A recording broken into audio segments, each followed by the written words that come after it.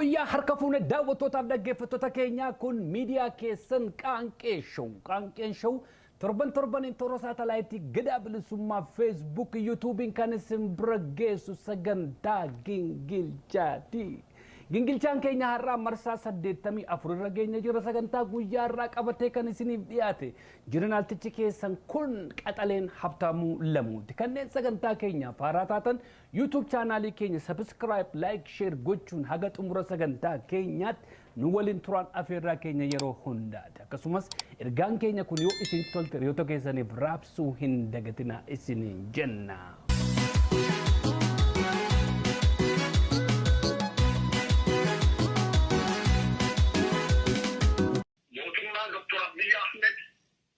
Mootummaa TPLF, PRDF, opinion kaleessa sananyu caala mootummaa sirna booddeessaa durii sirna Itoophiyaa aadaan Amaaraa qofti keessatti beekamtu afaan Amaaraa keessatti olaantummaa argatan seenaan Amaaraa keessatti bakka qabatee seenaan saboota afanii bakka dhabeetan Itoophiyaa kaleessa har'a tokkoof walakkaa gatiitti keenyarratti dhiichisa baate Oromoof Oromoo jidduu jiraachuun qabu is jedhu waan kana manuufi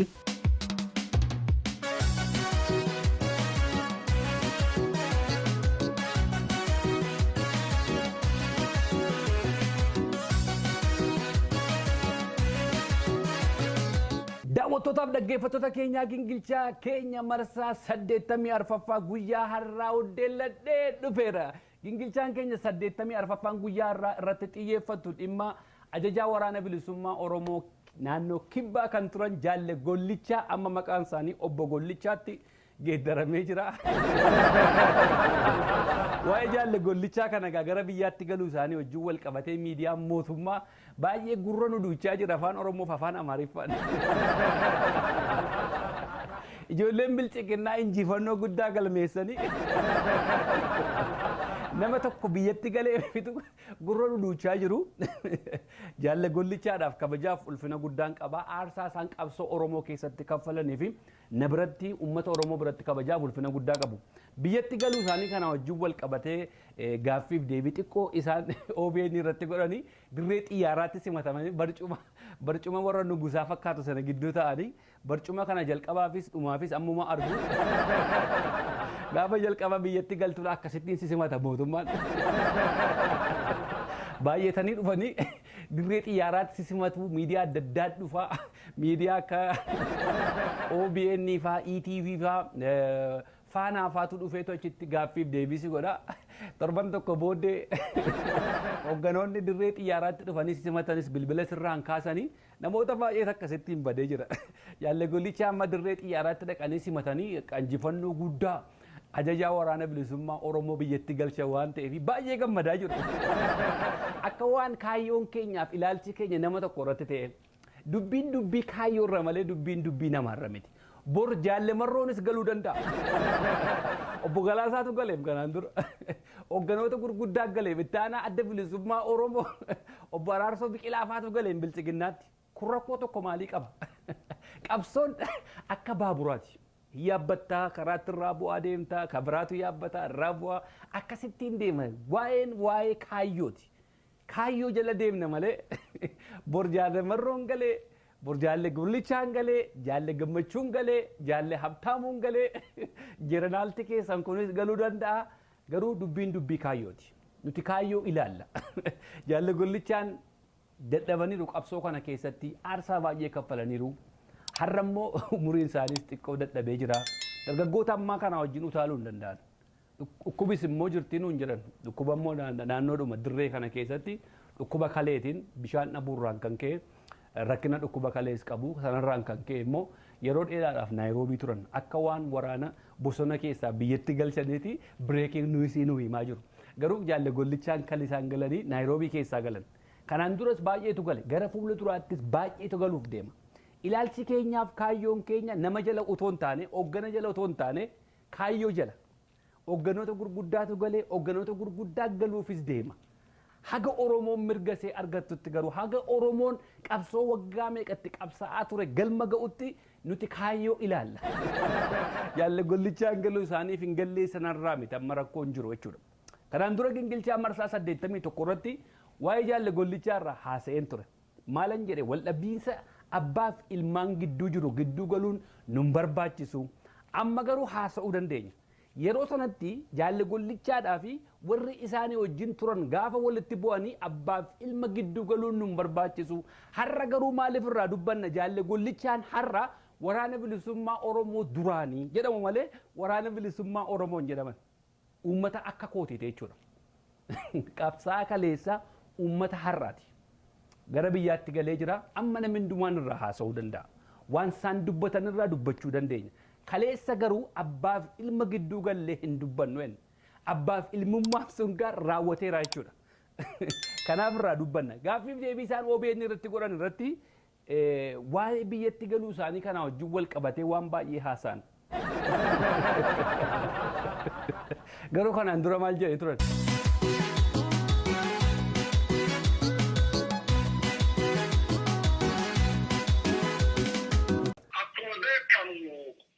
mootummaan Itoophiyaa takkumaayyuu dhugaa dubbatee hin beeku.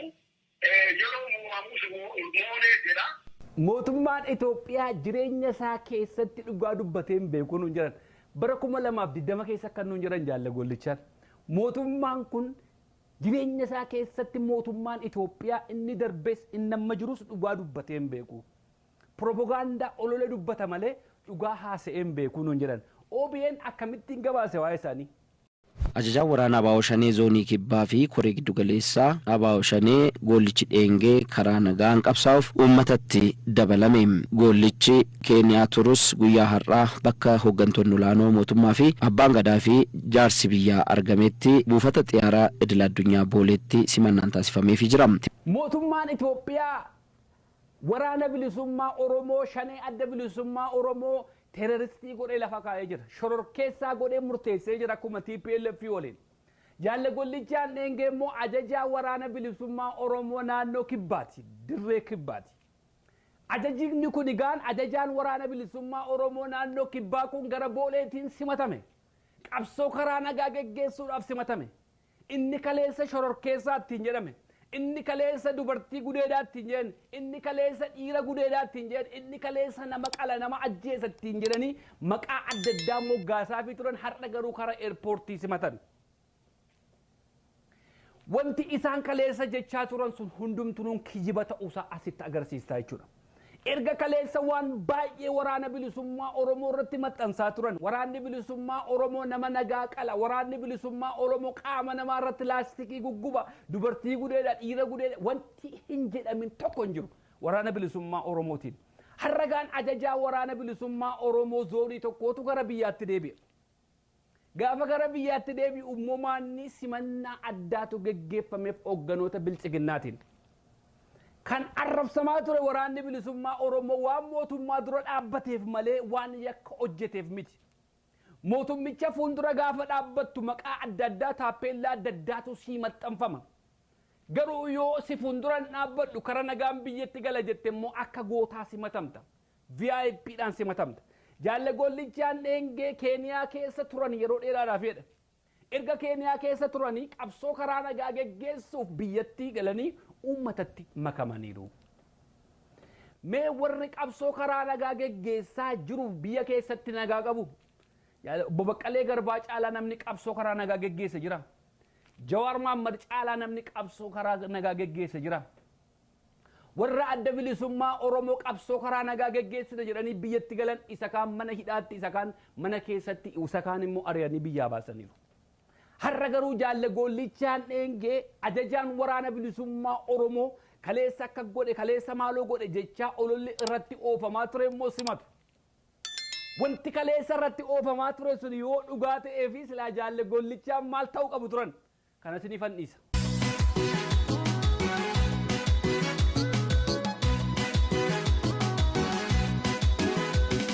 Jaalle gollichaan dheengee maal jedhan? Lolli Oromoof Oromoo jidduu jiraachuun qabu is jedhu waan kana manuufi. Lolli Oromoof Oromoo gidduu jiraachuu hin qabu waan jedhuttiin amanaa nuun jiran jaalle gollichaan dheengee. Waggaa sadan kana guutuu maal godhaa turan erga mootummaan Dr. Abiyyi aangootti dhufe. Waggaa sadan kana guutuu maal godhaa turan aramaa turanii qonnaa qotaa turanii. har'a dammaqanii kaleessa maaliif akkasin jenne kaleessa gaafa warri oogganni adda bilisummaa Oromoo keessa turan baay'een Eertiraa irraa biyya daddaati biyyatti galanii jaalle gollichaan dhengeefa garuu hin gallu jedhan maaliif hin gallu jedhan dhaggeeffadha. Mootummaa Oromootu aangoorra jira harki kennitanii maa hin galle kan jedhuufi tokkoffaa mootummaan Oromoo inni jedhamtu ideolojii fi akeeka uummata Oromoo tarkaanfachiisaa jiru hin jiru. Kan Oromoon deebii argachuu qabaa beekuu qabaa dhugaa dirree jiru. Mootummaan kunini maqaa uummata Oromoo xaachuudhaan dambanii qabsoo uummanni Oromoo godheen qabsoof qarreen godheen akkasumas waraana Oromoo godheen kanaan yeroo mu'amutti tooftaa garaagaraa bartee aangoo irratti tursuudhaaf afaan Oromoo haa dubbatu. Oromoof waan quuqamu yeroo siifaa fakkaatu malee mootummaan kunini ammayyuu akeeka Oromoo qabaachaa hin jiru. Jaalle gollichaan dheengee akkas nuun jedhan waggaa darbe. Mootummaan kun mootummaa Oromooti warra jedhanitti kolfan. Mootummaan kun mootummaa Oromoo miti mootummaa qolqabbii Oromoo qabu miti nuun jedhan. Qabsoo qeerroo fi qarreen Oromoo akkasumas waraanni bilisummaa Oromoo godhaa ture kanatti da'oo godhatee gara aangootti dhufe malee mootummaan kun mootummaa Oromoo warra jedhutti jedhanii kolfan. Har'a immoo jaalle gollichaan dheengee maal jedhan gaafa biyyatti galan. Oromoof Oromoo walitti dhukaasuu waanan itti namanneefan biyyatti galeeran. Waggaa sadan kana eessa turtan jaalle gollicha? Waggaa sadan kana maal godhaa turtan jaalle gollicha?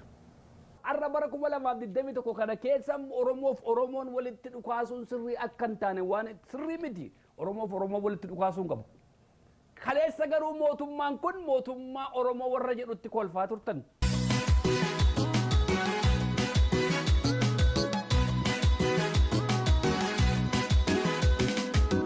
Yeroo kun yeroo biyyi kun biyyi keennin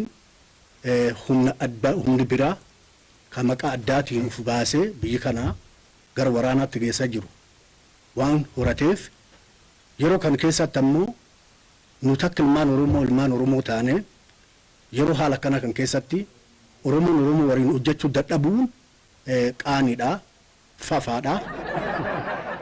Yeroo kun yeroo biyyi keenya lola addaa keessa jiru yeroo biyyi keenya lola addaa jiru kana keessa Oromoof Oromoo walii wajjin hojjechuu dadhabuun fafa jedheen dhufee harka kennee nuun jedhan. Yeroo mootummaan kun lola addaa keessa jiru lola TPLF wajjin lola warra TDF wajjin godhaa jiru kana keessa. Jaalle gollichaan garuu yeroo mootummaan kun lola iddoo biraatti godhaa jiru kana keessa an akkamittiin mootummaa kana wajjin wal lolaa waan jedhu biyyatti galan. Maal godhaa turtan reessin yeroo bosona turtan? Mootummaa kana wajjin wal lolaan turre? Gaafa isin wal loltan bareedee gaafa mootummaan kan biraa wajjin wal lolu immoo maaliif fokkise? Lolli kan warra kaanii fokkisee kan keessan maaliif bareede? Oromoof Oromoon walii wajjin hojjechuu dadhabuun fafa waan ta'eefan dhufeedhan. Mootummichi mootummaa Oromoo warra jedhutti garuu kolfaa turtan. Waggaa har'aa wanti dubbattaniif barana wanti isin dubbattan wal'ee jechuudha. Egaa kanaafitu nama jala ilaaluu dhiifnee kaayyoo ilaallaa. Namni ni jijjiirama. Qabsoon kun akka baaburaati namni irraa harcaa deema haaraatu yaabbachaa deema. Iji keenya namarra yoo keenya nama sana wajjin kufna.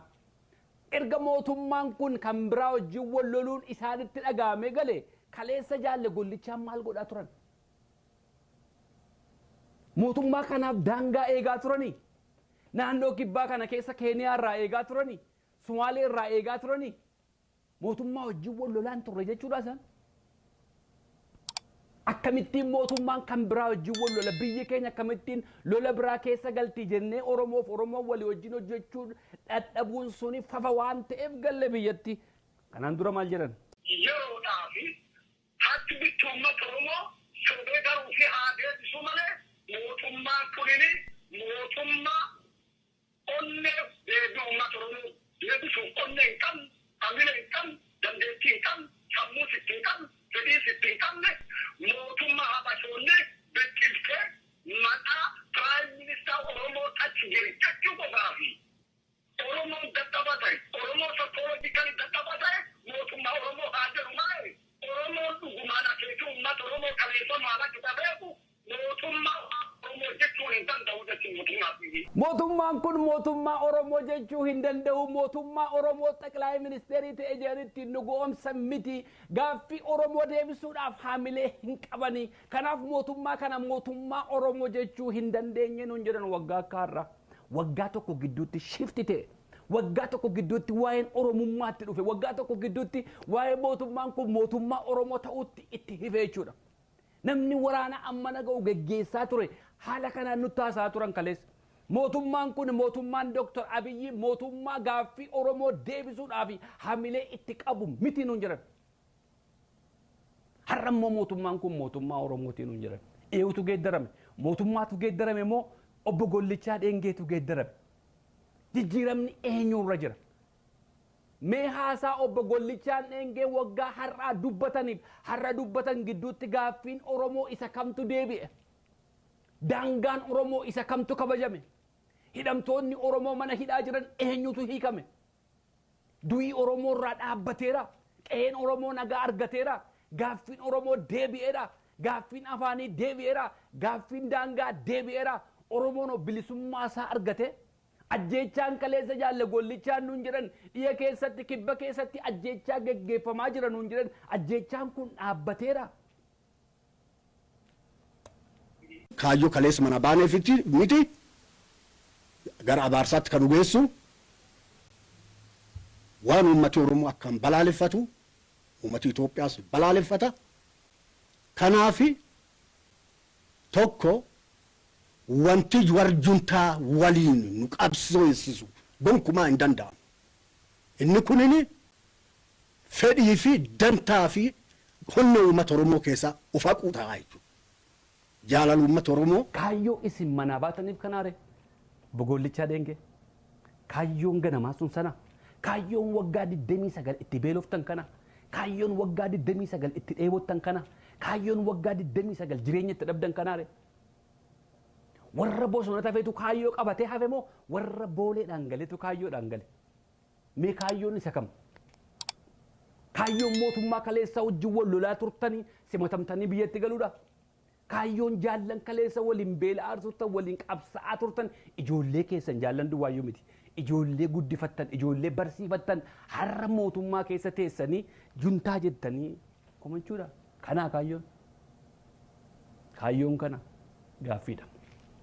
Maaf galtan isiniin jechaa jiru. Galuun keessan gaariidha. Ani garuu waan kana booda shakkutu yeroo isin aangoorra turtan warra waraana kana cinaa dhaabbatan warra waraana kana gargaaraa turan akka rakkoo irraan hin geenye duwwaan sodaadha. Keessumatti warra biyya keenya keessa jiran.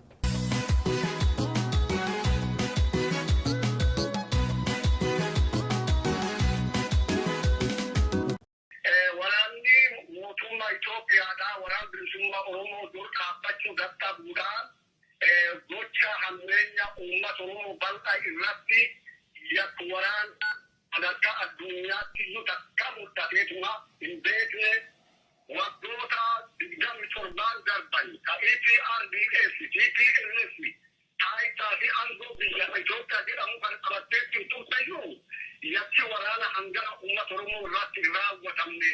Akkas nuun jedhan obbo Gollichaa Dheengee waggaa darbe bara 2020 keessa waraanni mootummaa Itoophiyaa adda bilisummaa Oromoo waraana bilisummaa Oromoo fuuldura dhaabbachuu waan hin dandeenyeef gocha shororkeessa gocha waggaa 27 TPLF iyyuu hin goone nurraan geessaa jira.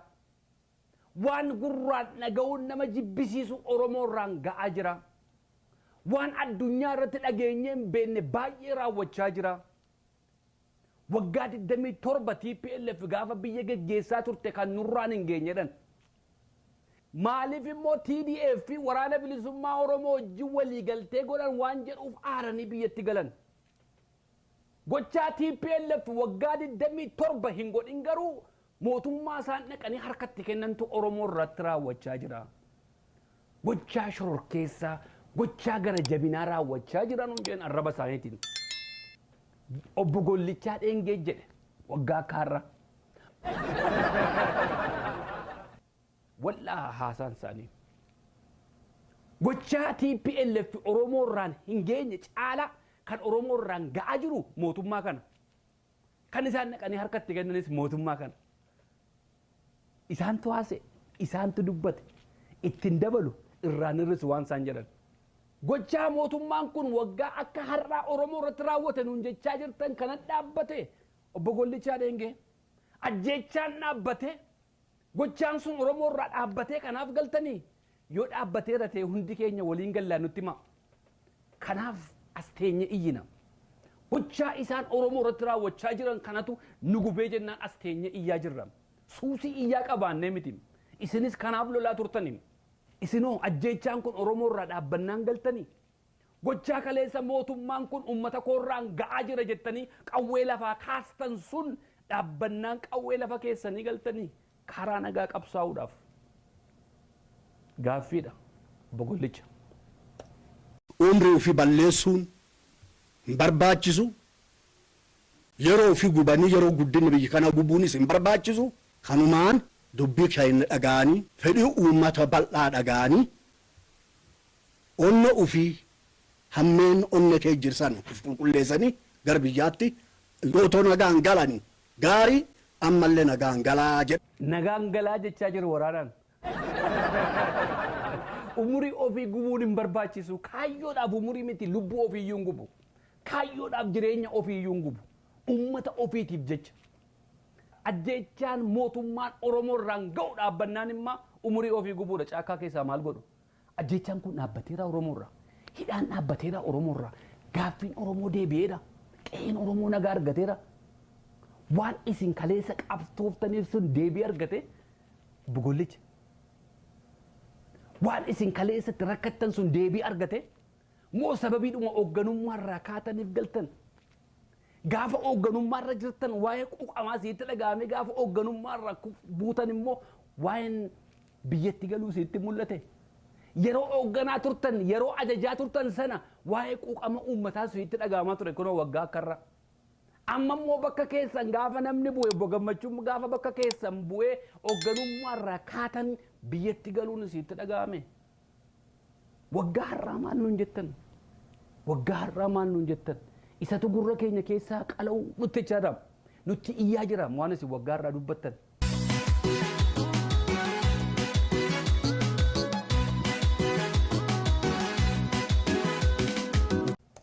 Akka waraan bilisummaa Oromootti ergaa addee bilisummaa Oromoodhaa karaa nagaa qabsoo karaa nagaa filatee biyyatti deebi'ee asii haalan adeemsa araara turan keessatti danqaalee fi haalli karana jiru gara ammeenyaatti deemuu fi kanaa wal amantaa ta'ee hin mul'anneef akka kanaa adeemsichi araara sunii gufuulee adda addaa fi danqa garaagaraa mootummaa irraa waan furateef akkasumas galtuu waraan bilisummaa Oromoo kanneen hoogganii biyyaatti hin gale sana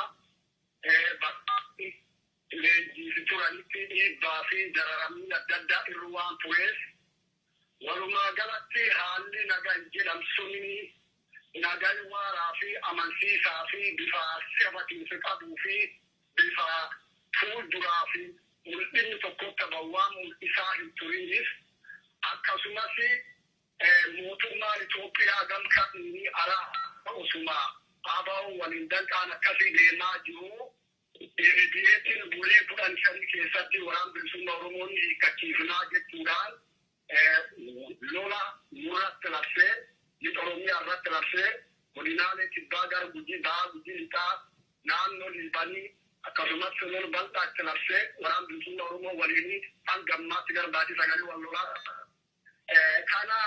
Kaleessa kana nuun jettan jaalle Gollichaa Dheengee addi bilisummaa Oromoo qabsoo karaa nagaa filatee biyyatti galee waraanni bilisummaa Oromoo garuu sababii inni qabsoo karaa nagaa hin filannee fi ajjeechaa adda addaa danqaa adda addaatu Oromoo irratti geggeeffamaa jira lola adda addaatu Oromoo irratti banamaa jira kanaafitu bosona turuu filanne kanaaf biyyatti galuu irraa of qusanne qabsoo karaa nagaa waan jedhu hin jiru nuun jettan waggaa irraa waggaa tokko booddee garuu eessaa dhufe. Isin duwwaatti eessaa ife warra yeroo sana hin gallu jedhee hafe keessa isin nama tokko har'a isin qofaa galtan waraana wajjin illee hin galle waraana tokko fudhatanii hin galle. Hedduu leenjistan, hedduu barsiistan, hedduu karaarra buustan galata guddaa qabdu. Harka qullaa galtan. Akka nama dhuunfaatti galtan. Akka nama dhuunfaatti galuun keessan sirriidha. Garuu waan kaleessa dubbattan immoo hin dagatina. Waan kaleessa haasoftan hin dagatina. Waan kaleessa nuun jettan hin dagatina. Barri kun bara intarneetii seevii godhee kaa'aa waan hundumaa. Yeroo haasoftan kana booddee gaaffiif deebii ta'uudhaaf deemtu. Kana booddee miidiyaa adda addaa irratti gadi baatanii dubbachuudhaaf deemtu waan ta'eef waan kaleessa dubbattanis yaadadhaa.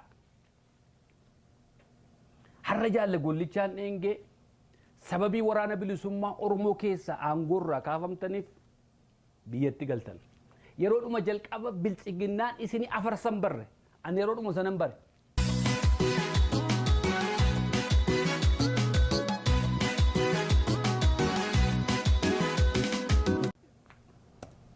Magaalaa Gimbii jalatti godhannee jedhama. Magaalaan Gimbii bulchiinsa mootummaa Itoophiyaa jala jira, bulchiinsa mootummaa Oromiyaa jala jira. Magaalaa Gimbii keessatti akkamitti konferensi godhate.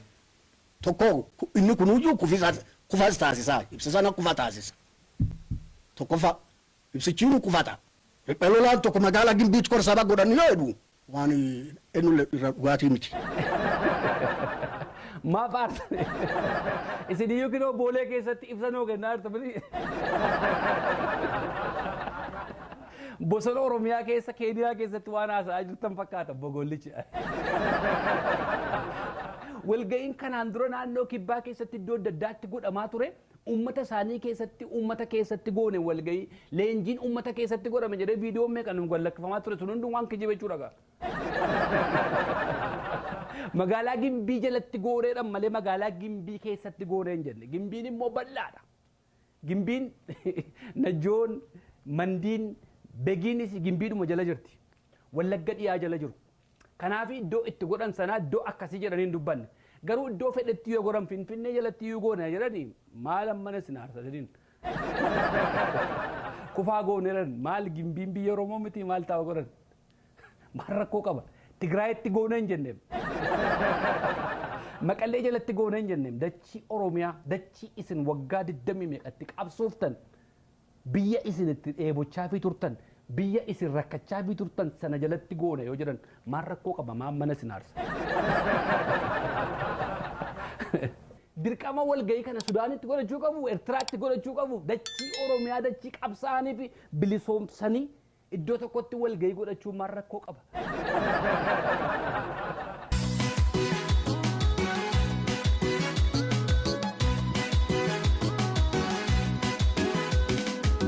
Kanaan dura immoo maal nuun jettan? Bosonni keenya keessatti uummata Oromoo dambalii godhannee qabsoon keenyas kaleessa qabsoo fi tirkannoo waan ta'eef har'as qabsoo fi tirkannooti kaleessas uummata Oromoo kun nyaachisaa ture, midhachiisaa ture, har'as uummata Oromoo salpheessuu jirra, walumaan jirra, wanti adda biraan jiru. Qabsoon keenya ofirratti tirkannoodha uummata keenya keessatti goonaa. Ummata keenya keessa jiraannaa, ummata keenya nu nyaachisaa, ummata keenya nu jiraachisaa.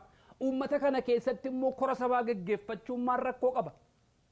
Ummati isin jettan kun ummata mootummaan bulchaa jirudha. Akkuma magaalaa Gimbii jalatti walga'ii godhannee magaalaa Gimbii jala kan bulchaa jiru mootummaa jettanii ummata amma isin gargaaraa ture kana ummata isin keessa jiraachaa turtan kanas mootummaadhumatu bulchaa ture. Qabsoon ofitti tirkannoo ummata keessa ergite maaliif qabsoo kana keessatti ummatuma kana keessatti immoo walga'ii gaggeeffamu maaliif balaaleffatama? Qabsoo ofirratti tirkannoo gaggeessaa jirra. Ummata keenya keessa jiraannaa, ummata keenya nu nyaachisaa, ummata keenya nu gargaaraa jettan walga'iis ummata keessatti gaggeeffachuun maal rakkoo qaba jaalle gollicha? Namootuma murtaa'uudhaatti walga'ee yaada akkasii baasee namoota immoo tarii imeejii karaa nagayaa qaban maqaa yakkuudhaaf warri dhaabbii hamaa qaban walii galanii isaan dhaabbii madaalaa waa jiddu galeessa godhatan qaban duubatti dhiibuuf qabsoo irra dhiibuudhaaf. Jaalle gollichaan baay'ee aaranii haasa'u. Baay'ee keessi isaanii gubatee haasa'a. Rakkoon rakkoo kaayyoo miti. Rakkoon rakkoo maaliif hoogganummaarraa ka'eedha. Rakkoon rakkoo maaliif ajajummaa bakka hin ture sanarraa na kaasanidha. Rakkoon rakkoo dhuunfaati. Rakkoon rakkoo kaayyoo miti. erga biyyatti galanii illee biyyatti galleerra karaa nagaa karaa kana qabsaa'uu dhufne kana goona otoon taane waan kaleessa waliin turan waan kaleessa wal ga'iin geggeeffamee labsa darbe sanatu balaaleffatu keessummaa dhufanii eerpoortii keessa jiru ummata wajjin sichi walitti dhufuun ummata wajjin illee waliin agarreem waa'ee wal ga'ii gimbii jalatti geggeeffame sana labsa darbame sanatu isaan aarse aangoorraa bu'uu sanatu isaan aarse qofummaatti na hambisan ijoollee ani guddifadhe kan jedhantu isaan aarseetu biyyatti galan malee dubbii kaayyoo miti kaayyoo fi silaatuu kaayyoo ta'e waan waggaa har'aa dubbataniif waan har'a dubbatan waliin dha'u.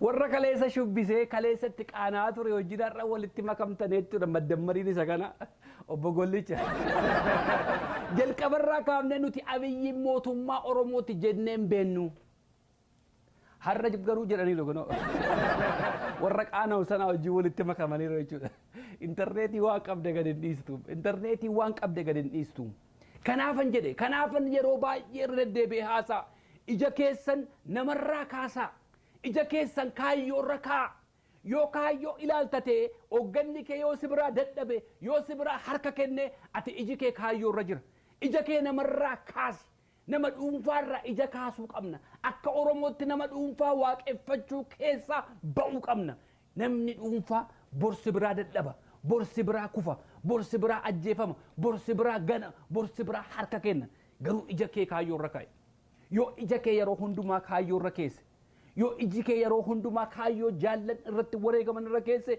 galma geessa kanaaf qabsoon keenya jiraate har'a as ga'e qabsoo kana keessatti qabsoo adda bilisummaa Oromoo keessatti baay'eetu keessaa gane baay'eetu keessaa deeme waraana guurratee kan deeme jira hooggana guddaa kan ture kan deemetu jira kaayyoo ilaalte fagoo deemuu dandeessa iji kee namarra jiraatee jennaan hamma namichi sun deemu duwwaa deemuu dandeessa gaafa namichi sun si fuulduraa dhabame hin dhaabbatta firiizii taata kanaaf ija keenya kaayyoo irraa keenya jaalle gollichaan dheengee biyyatti galaniiru karaan danda'an qoha ta'uuf arrabsamuu qaban xiqqaachuu hin qaban kaleessa dadhabaniiru kaleessa qabsoo kanaaf aarsaa kaffalaniiru har'ammoo hin dadhaban qeerrootu isaan booda jira hayyootatu isaan booda jira har'a warra PhD baatee bosona keessa jirutu jira har'a warra injineera ta'ee bosona keessa jirutu jira kanaaf jiranal waaqoo guutuu qabsoo kana galmaan geenya yoo dadhabne ilma itti guddifna inni jedhu qabsoo kana galmaan geenya yoo dadhabne garuu ilma itti guddifna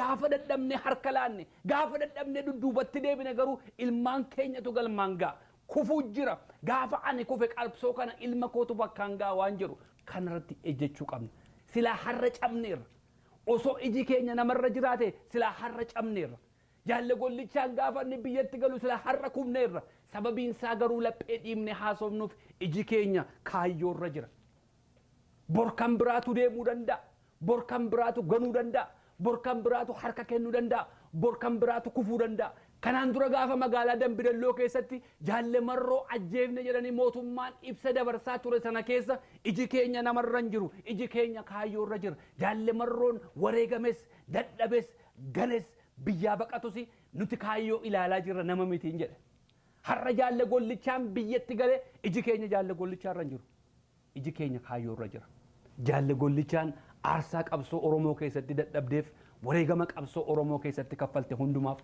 galata guddaa qabda garuu kana booddee miidiyaalee baay'eetu dhufa gaaffiif deebisi gochuudhaaf deemu jaallan waliin qabsaa'aa turte irratti dhagaan darbatin akka obboleessaatti kanuman siin jedha waan kaleessa keessa turte hin xiqqeessin waan kaleessatti dadhabdeetti bishaan hin naqin kaleessatti dadhabdeetti aarsaatti kaffalteetta biyyatti galuu kee otoo hin taane kana booda waan gootu akka gaariitti ilaalladhu. Ijoollee guddistetti dhagaan darbatin. Ijoollee leenjistetti dhagaan darbatin siin jedha akka obboleessa Oromoo tokkotti.